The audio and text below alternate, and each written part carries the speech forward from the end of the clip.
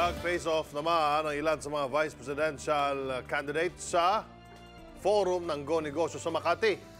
Dumalo rito sina Congresswoman Leni Robredo, Senador Bongbong Marcos, Chis Escudero at Antonio Trillanes. Game na sinagot ng apat ang mga tanong ukol sa agrikultura at maliliit na negosyante. Pero mas naging mainit ang diskusyon ng matalakay ang martial law. Si Escudero pinuna ang tila pagka eksklusibo ng gobyerno sa pamilya Aquino at Marcos, habang si Robredo nanawagan na bigyang hustisya ang mga biktima ng diktatorya. Si Trillanes naman nagpayo sa mga botante na huwag magpadala sa mga tamis sa salita ng mga kandidato. Siyempre, dumipensa riyan si Marcos. Unang-una, tumatakbo akong Vice President. Hindi mo pwede magdeklara ng ang Vice President ng martial law.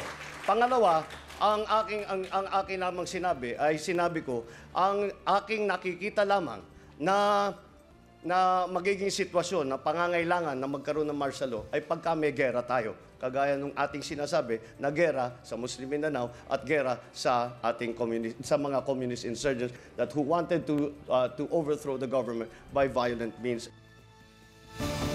Be sure to come back. Use 5 everywhere. Copyright 2016.